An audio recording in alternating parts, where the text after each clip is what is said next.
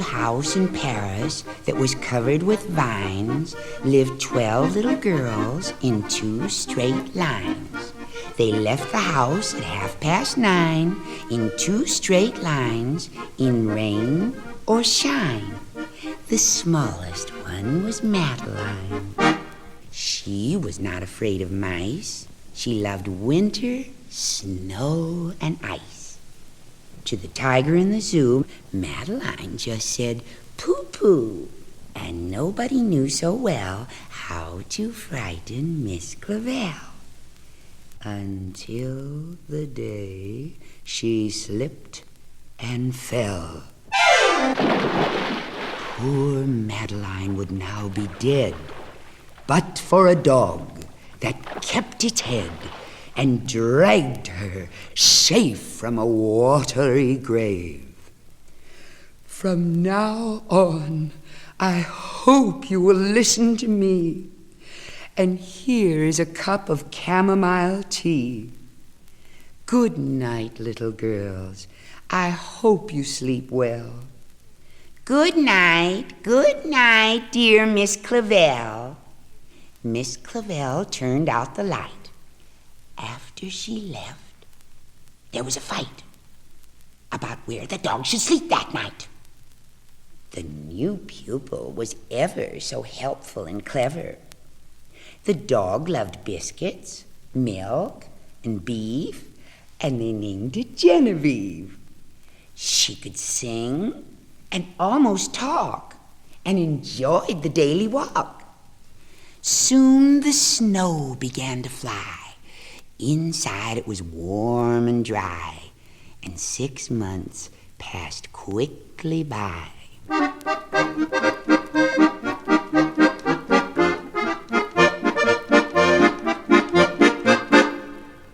When the 1st of May came near, there was nervousness each year, for on that day there arrived a collection of trustees for the annual inspection.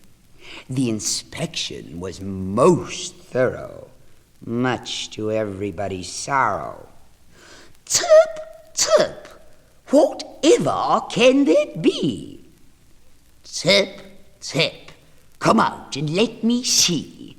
Dear me, it's a dog. Isn't there a rule that dogs aren't allowed in school? Miss Clavel, get rid of it, please, said the president of the Board of Trustees. Yes, but the children love her so, said Miss Clavel. Please don't make her go. I dare say, said Lord Cuckoo-Face. I mean, it's a perfect disgrace for young ladies to embrace this creature of uncertain race. Off with you. Go home, run, scat. Go and don't come back. Madeline jumped on a chair. Lord Cuckoo-Face, she said, beware. Miss Genevieve, noblest dog in France, you shall have your vengeance. It's no use crying or talking. Let's get dressed and go out walking. The sooner we're ready, the sooner we'll leave. The sooner we'll find Miss Genevieve. They went looking high and low, and every place a dog might go. In every place they called her name, but no one answered to the same. The gendarme said, "We don't believe we've seen a dog like Genevieve." Hours after they had started, they came back home broken-hearted. Oh, Genevieve, where can you be? Genevieve, please come back to me. In the middle of the night, Miss Clavel turned on the light and said, "Something is not right." An old street lamp shed its light on Miss Genevieve outside. She was petted, she was fed, and everybody went to bed. Good night, little girls. I hope you sleep well. Good night, dear Miss Clavell. Miss Clavell turned out the light, and again there was a fight, as each little girl cried, "Genevieve's mine tonight." For a second time that night, Miss Clavell turned on her light, and afraid of a disaster, she ran fast and even faster. If there's one more fight about Genevieve, I'm sorry, but she'll have to leave. That was the end of the riot. Suddenly, all was quiet. For the third time that night, Miss Clavell turned on the light, and to her surprise, she found that suddenly there was enough hound to go all around.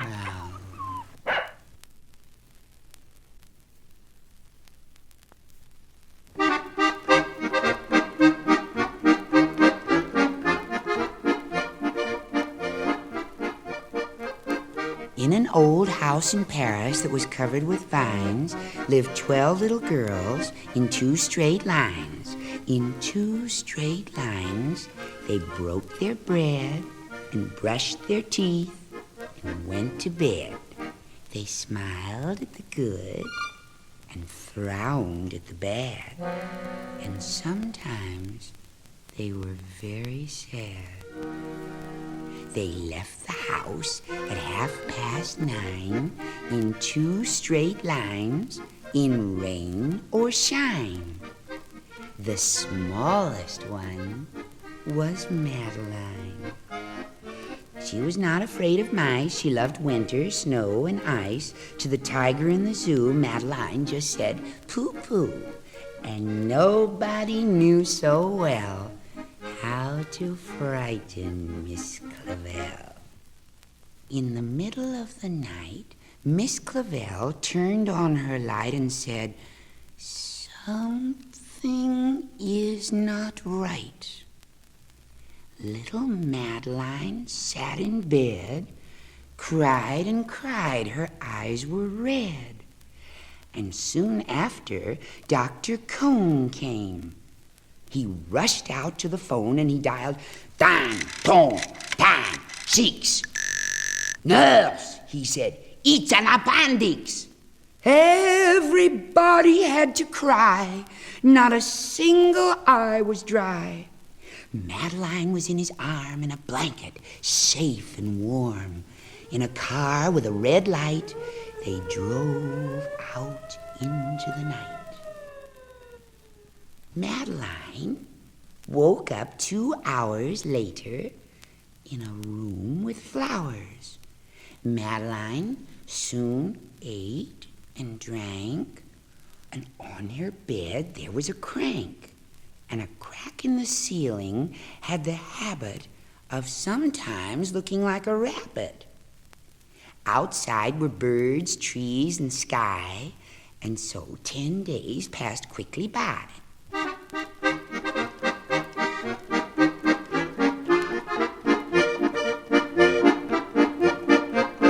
One nice morning, Miss Clavell said, "Isn't this a fine day to visit Madeline?"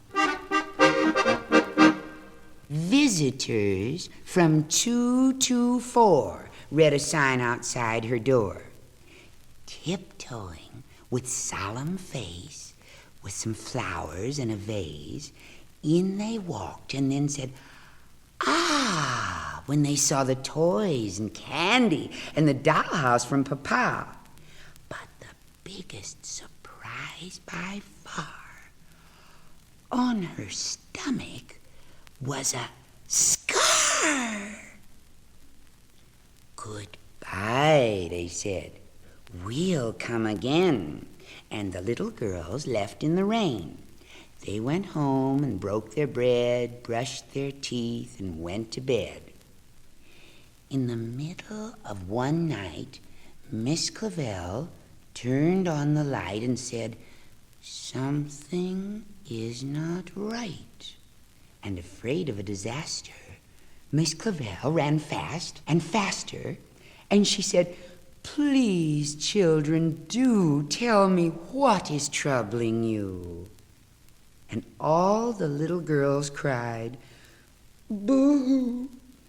We want to have our appendix out, too." Good night, little girls. Thank the Lord you are well. And now go to sleep, said Miss Clavell. And she turned out the light and closed the door, and that's all there is. There isn't any more.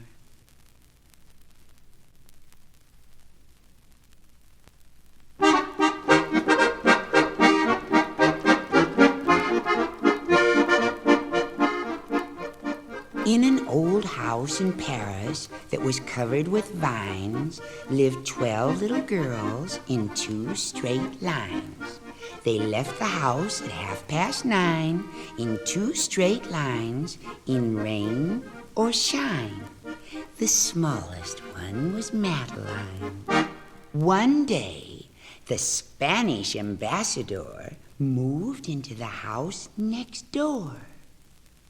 Look, my darlings, what bliss, what joy. His Excellency has a boy. Madeline said, "It is evident that this little boy is a bad hat." In the spring, when birdies sing, something suddenly went zing, causing pain and shocked surprise during morning exercise. On hot summer nights, he ghosted. In the autumn wind, he boasted that he flew the highest kite. Year in, year out, he was polite. He was sure and quick on ice. And Miss Clavell said, "Isn't he nice?" One day, he climbed upon the wall and cried, "Come, I invite you all. Come over sometime, and I'll let you see my toys and my menagerie, my frogs and birds and bogs and bats, squirrels, hedgehogs and 2 cats. The hunting in this neighborhood is exceptionally good." But Madeline said, "Please don't molest us. Your menagerie does not interest us." He changed his clothes and said, "I bet this invitation they'll accept."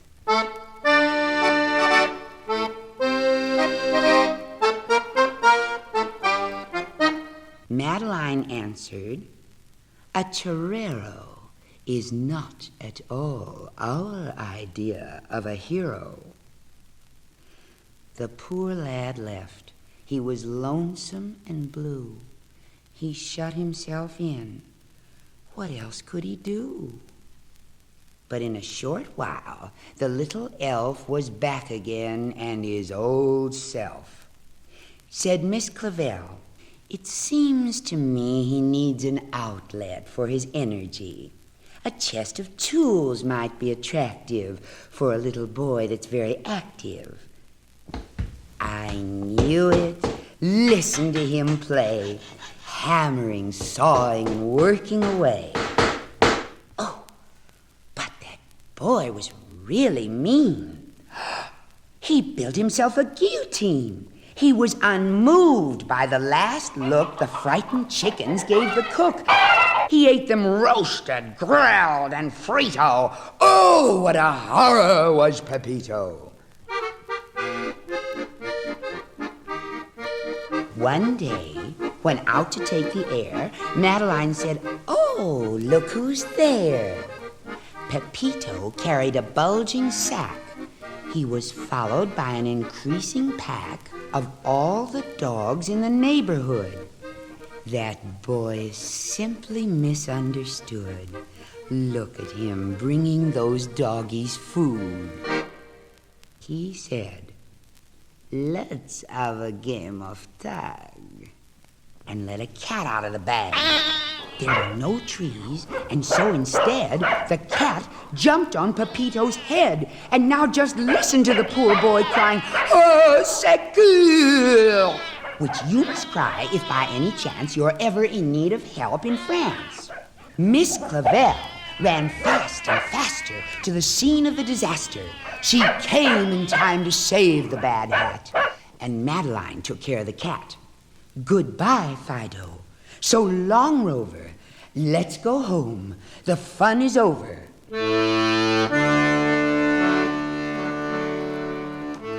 There was sorrowing and pain in the embassy of Spain. The ambassadress wept tears of joy as she thanked Miss Clavel for saving her boy.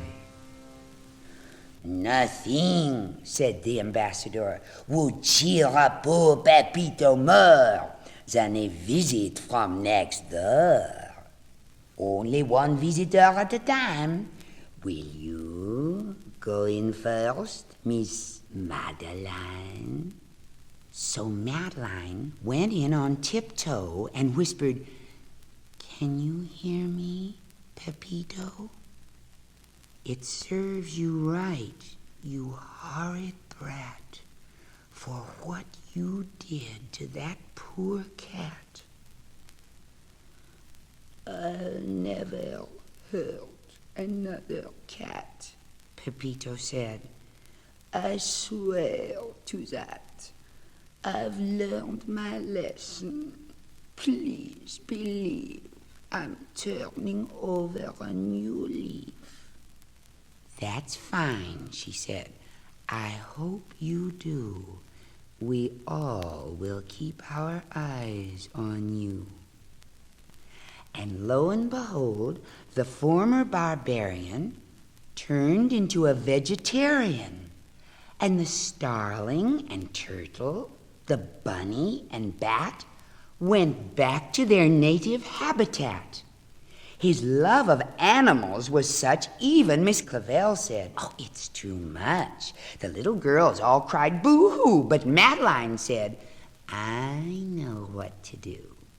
And Madeline told Pepito that he was no longer a bad hat. She said, "You are our pride and joy. You are the world's most wonderful boy." They went home and broke their bread and brushed their teeth and went to bed. And as Miss Clavel turned out the light, she said, "I knew it would all come out right."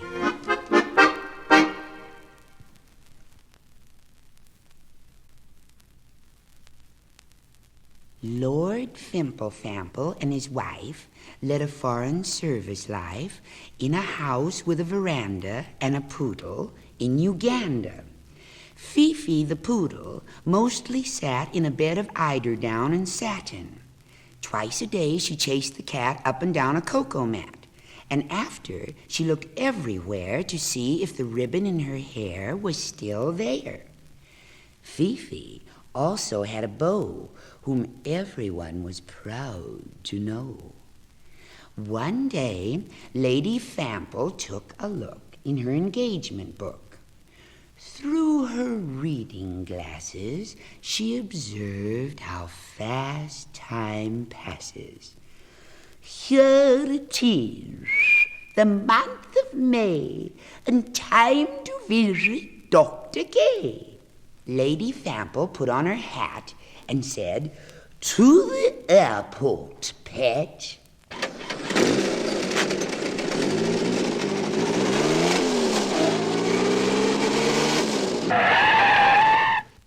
Young men, what is the fare to Zanzibar? I'm going there to visit my dentist twice a year. The fare is 5.20. We stop for gas here at Poenti. And at 3 o'clock you are safe and sound in Zanzibar. Here we fly into the sky. Lady Fample looked at her 16-jewel watch and said, "When we refuel, I will take you for a run in the sun."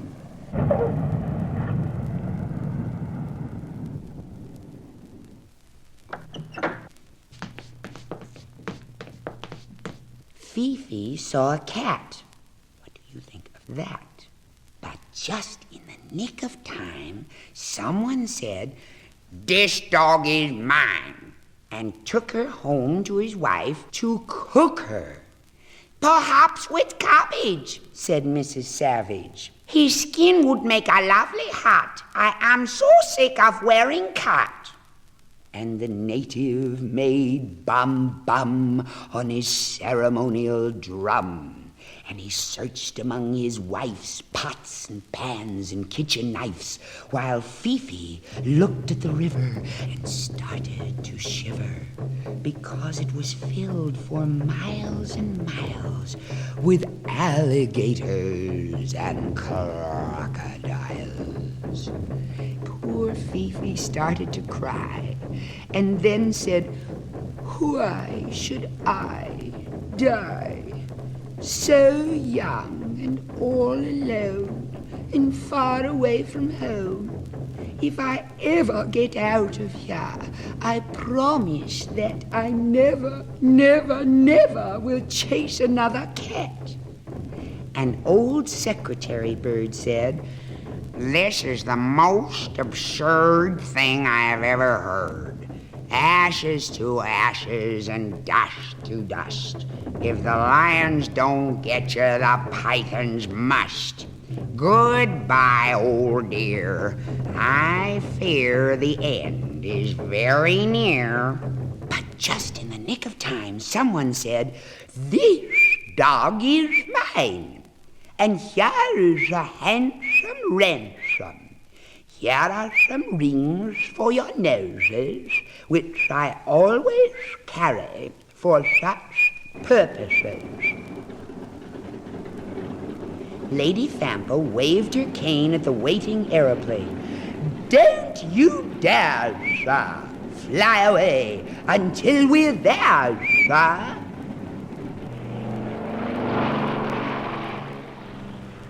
Here we are. There is your chair, a new ribbon for your hair. Dear, oh dear, we almost missed the appointment with the dentist.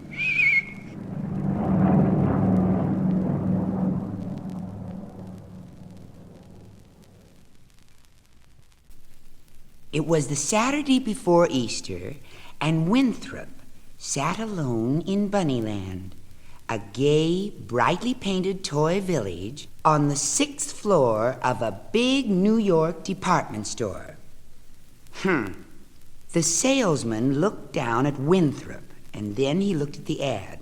It said that for $2.98, one could become the owner of a real live Easter bunny, guaranteed to be healthy, color-fast, washable, and docile. A vaporweight, hop-skip, happy animal of luxurious, silky feel. Winthrop was not the powder-puff, fluffy kind that's sold by the dozen. He was just a plain rabbit. But he was lucky. A lover of animals and a man without prejudices approached at that moment and said, "I'll take him." And Winthrop was on his way to the Upper West Side of Manhattan. The two children of the animal lover threw themselves into the proper Easter spirit. A nest was built for him. He was petted and loved and tenderly squeezed. And he was fed. Oh, how he was fed. It started with chopped chicken liver, followed by mushroom barley soup, creamed spinach, cauliflower with butter sauce, and for dessert he had rum cake, baked apple, and chocolate ice cream. His stomach was distended, and he dreamed heavily. But the next day he got lots of exercise. He was bathed, he got a small collar and leash, and was led along the sidewalk. Several times he started to hop, skip, and then suddenly performed a somersault, forgetting that he was tied, and that always brought a lot of laughs. It was on the third day of this new life that Winthrop began to doubt his good fortune. In an argument over his very body and soul, all tenderness was forgotten. Shouting, "It's my wabbit!" the little girl pulled at his ears, while the brother, screaming, "He's mine!" got a grip on his leash, and he was stretched and twisted. He heard a rushing of water like a waterfall in his aching head, and his length seemed twice what it ordinarily was. "If this keeps on, there isn't going to be any rabbit," said the father the next evening. He took the limp object of their affection and carried it out in the hall, and with some impatience he put, or rather dropped, Winthrop in a closet. The children were in the hall, pounding the closet door and setting up a howl. "I want my wabbit," they both cried now. Inside it was dark. Winthrop groped over overshoes and bumped into an electric heater. The pounding continued, and it was then that he heard the words, "There isn't going to be any rabbit." Winthrop felt cold and shuddered. After a nervous, nightmarish fit of sleep, Winthrop awoke.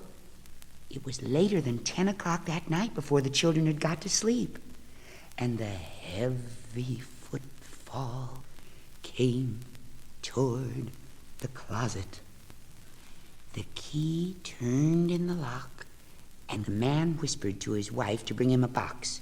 Winthrop wondered if it would be his coffin. He was put into it, and the lid was clamped down. A few minutes after, Winthrop found himself carried down the stairs across the street. Suddenly, the box was put down. There was a sweet smell. Maybe gas, thought poor Winthrop. It was, however, the tender, trembling perfume of narcissus, for the animal lover had deposited Winthrop in the great open world that is Central Park. Winthrop felt like running after the man and thanking him for his release. He hopped about, nibbling and drinking out of an old paper cup that had been half filled by rain. He stretched himself and then went mad with joy, running uphill and downhill. Then, in a dry and cozy corner, shaded from the glare of the street lamps, Winthrop lay down. Only one who has known how troubled life can be has a real appreciation of it when it is good, he reflected. The drowsy music of the city all around him was his lullaby.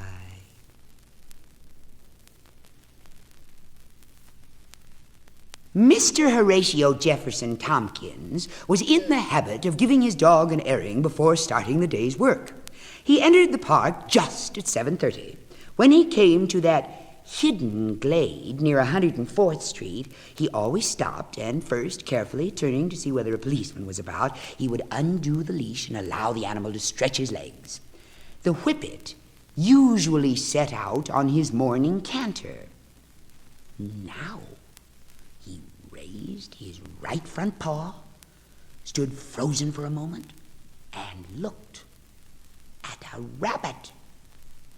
The rabbit looked at him and then quickly sat up and suddenly left as fast as he could. A race was on. across the road and down the stretch to 102nd Street, through a small forest of birch trees to 92nd Street, and then out into the wide open field. It's an old rabbit trick to vary the course and cut corners. Just as he was about to catch up on his quarry, the Whippet found himself running after nothing. And while he changed his direction, Winthrop gained time and repeated the maneuver so that the dog ran twice as much and shot past him a dozen times. And in long leaps, Winthrop ran down the bridle path toward 72nd Street. A lady of considerable weight was taking her reducing ride on a rented horse. Both of them were swaying along comfortably when Winthrop cut a sharp corner under the big mare. The horse suddenly reared, and the lady came down. The Whippet jumped clear over her, and then stopped to look for the rabbit, and he was out of sight. The Whippet, with his tail lashing, picked up the scent. It led over a small wooden bridge to a rocky island, and at the last point of that sat the rabbit. The game seemed to be up. "Don't come near me, or I'll jump," said Winthrop, who held on to the desperate idea that, after all, this might be just a game. But the Whippet dug his hind feet into the soft ground and arched his back, and the rabbit leaped. As he plunked into the water, he suddenly remembered that he couldn't swim a stroke. He found himself among the stalks of water plants. Air bubbles rose from his nose and mouth. He turned slowly and sank, and everything about him went black. As the last of a series of air bubbles, glub, glub, came up from the rabbit, the oldest and hardiest frog that inhabited the pond in Central Park, into which Winthrop had dived, sank down to him and listened to his heart. He swam to the stalk of a lily leaf and shook it to awaken his son, who had the careless habit of taking the sun stretched out on that leaf. The son dove down. "You take the front," said the father frog, taking hold of the hind legs, and with swift strokes of their powerful web-footed hind legs, they took Winthrop upward and dragged him out under the protection of some leaves. Gradually, the color came back into his ears, and he uttered the question of all those who come back from near death, "Where am I?" "Just take it easy," said the father frog. His kind eyes went from the rabbit to the son, who had climbed back on his leaf to resume his interrupted sun bath. "Don't talk if you don't feel like it," said the old frog. But Winthrop's heart was full, and he told his rescuer the last chapter of his life, going back as far as the bargain sale at which the animal lover had bought him. "Well," said the frog, "so you're finding out what it's like. Now, my boy there, he's an incurable optimist." He pointed to the lily leaf where his son reposed. "He dreams of tomorrow's summer flies. 'Don't worry, Pop,' he says to me, when everybody is engaged in extermination and they're spraying everything with DDT. Look, life is precarious. The reservoirs are drying up. Do you know we're the only two left here? Have you heard what's been going on?" The rabbit sat up, eager to hear the other story, when a shadow passed over the leaves. There was a swish and a splash. There were waves that reached up to where they sat, and the lily leaf trembled, and the young frog was gone. The bird of prey, the cormorant, was still underwater. Suddenly, he rose and took off. He had the unfortunate frog sideways in his beak, threw him up into the air, and with deadly accuracy caught him again so that he disappeared down the bird's gullet head first. For a while, there was the silence that follows lightning. Then the old frog wiped the tears from his eyes, and when, at long last, he found his voice, he sobbed, "I must have told them 1,000 times. If I told them once to stay off that leaf, now I'm all alone." "I'll stay here with you." "That's very nice. But this is no place for you. Nothing to eat here. You better move on." "Well, anyway, I'll stay tonight," said Winthrop, who had no appetite for food or further adventure. As it got dark, the old frog began to talk. "You know, at one time, this was a happy place. Parties, picnics, swimming and diving, concerts, community singing, and then comes this bird. In 1 week, everybody loses a relative, and then they all disappear. Isn't there anybody who can help?" "No," said the frog, "not us. Us frogs are too little. There's a place where you'd be safe, though." "Where's that?" "The zoo," said the frog. "The finest food, specially prepared." "How do I get there?" asked the rabbit. "The way is dangerous," said his friend. "The place is full of dogs, and you don't want to run into any more of those." "Let me think. Now, there's a man, must weigh about 200 pounds, and he has a wife who's as big as he, and they go to the west side to do their shopping because prices there are lower. And he's an animal lover, too. On the way home, they always walk through the zoo. They have a small shopping cart that he drags in back of them, and that's the way to get to the zoo safely."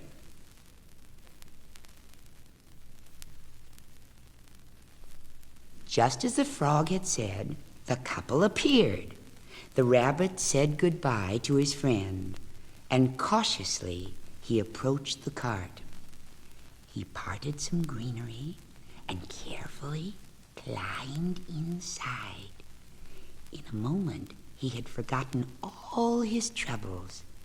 In front of him stood a fat stalk of celery and a bunch of tender leeks.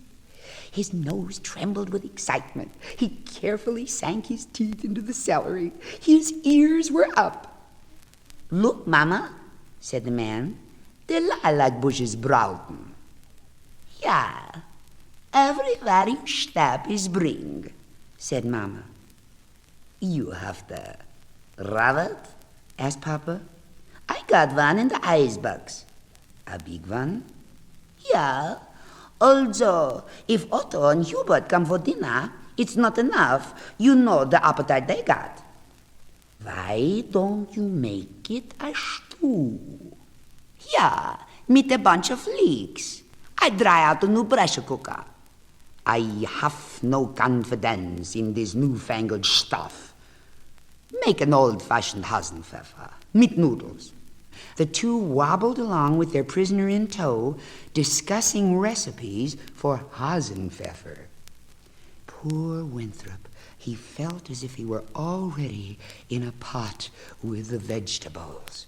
At one time, the argument became particularly heated, and needing both hands to explain his point, the man left the cart leaning up against a low cement wall which held the iron bars of a cage. It smelled of hay, and it was getting dark. Winthrop parted the leaves of the celery and skipped out. Once again he had escaped, but only for a second, for from the gray shadows an unwieldy figure slowly emerged, a creature such as he had never imagined existed. It had small eyes in an immense head, and it stretched a long arm toward Winthrop. At the end of this arm, however, was no hand. There was only a finger, and this finger examined him carefully. It went all over him. As the creature came closer, he saw that its immense stomach was pink with black spots. "Don't be scared," said the elephant. He reached up to where the windows of a 2-story house should be, and from a crack he brought some peanuts and a small piece of chocolate. He gave them to the rabbit and sat down in a corner, his hide scraping against the rough cement wall. He was, he said, depressed and lonesome. "In 75 years of lonesomeness, one would think," he said, "that one could get used to it, but one doesn't." From far away, some music floated into the cage. It was a band playing in Central Park Mall, and they played None But the Lonely Heart. That doesn't help any either. A radio at least you can turn off, but not the band. It's good music, though. Most I like waltzes. You may not think so, but I am light on my feet. I'm a great Viennese waltzer. He turned lightly and moved from one end of his house to the other. As he danced, his little tail swung in 3/4 time. "Very elegant," said the rabbit. But there's no one to waltz with. See what I mean? "I am finding out that life is not as beautiful as people think," said the rabbit. And then, by way of cheering up the lonesome elephant, he told him the story of the lonesome frog. The elephant was so moved that he had to take a bundle of hay to dry his tears, and he said, "Frogs, nice little people. Why, it's ages since I've seen a frog. It was the winter of 1875. Yes, a little girl came to see me, and everybody fed me peanuts. But she had no peanuts. She had a little fur muff, and she put her hand in it and looked for something to give me. Of all the people who came and looked at me, she was the only one that felt how lonesome I was. And you'll never guess what she gave me. In the muff bag, she had a little frog, a green frog, the prettiest frog you ever saw. He was made of glass. One hand was on his chest, and he had his mouth open, just as if he were singing an aria from an Italian opera. "Have you still got it?" I'm coming to that. Well, I should have hidden it. Like a fool, I kept it around. I had it for 50 years, but one day the director comes by unexpectedly, and he sees it and takes it. Made me awful mad. "And where is it now?" Well, I guess my frog is still standing on that desk over in the administration building. Makes me mad every time I think about it. He sat up a while and listened to the last piece of music, and then he softly added, "Figuring on staying here for a while?" "I'd like to stay, if it's all right with you," said the rabbit. "Sure, it's all right with me. Besides, it's a zoo, isn't it? Good night." The rabbit couldn't sleep. He lay on one side and then the other, and after a while he said, "Are you asleep?" The elephant didn't answer. The rabbit got up and went out. The lamps were lit, and there was a light in the administration building. He watched the building for a while, and then crept forward to the entrance. Swiftly he ran upstairs, hopped on the swivel chair, and from there onto the desk, emptying the frog of the paper clips with which he had been filled. He took him under his arm and raced back to the elephant's house. Now he had no trouble sleeping. The elephant was speechless the next morning. "My beautiful little frog, my little glass frog." Suddenly he said to the rabbit, "I'm no longer lonesome now, because I've got you. That little frog you've been telling me about, that's the guy who should really have my frog. He needs him more than I do."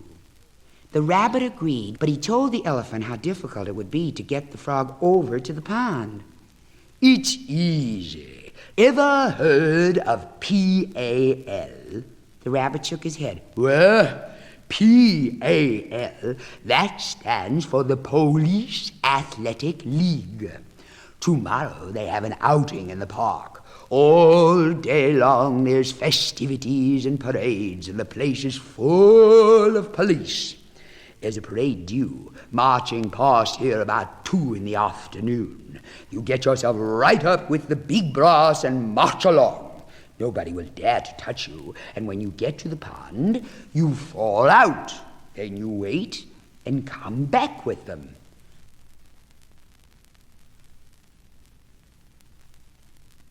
The rabbit was up early the next day.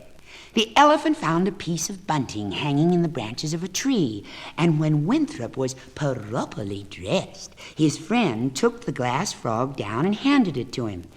Boom, boom, boom was heard in the distance. "Tell him it's from a pal with very best wishes."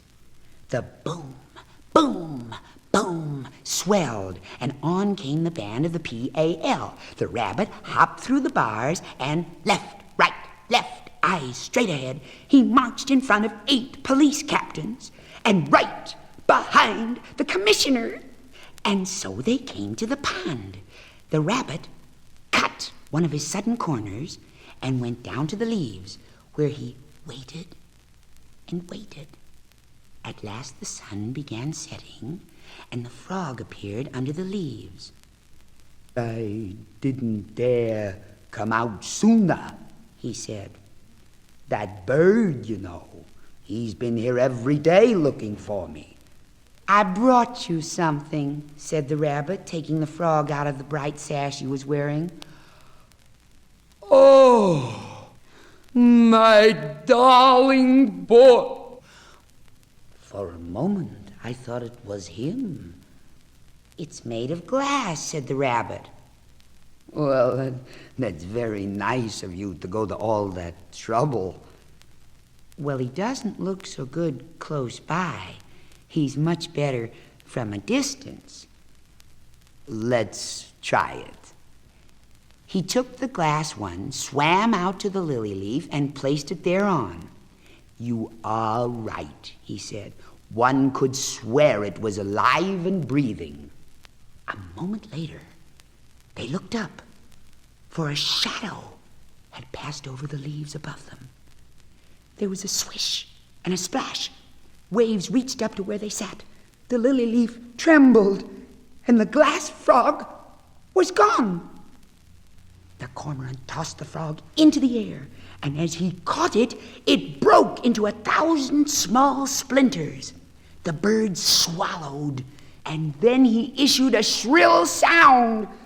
He coughed and staggered on land, and suddenly fell. A few jerks of his wings, a few kicks of his legs, and he was dead. The full moon rose over the east side.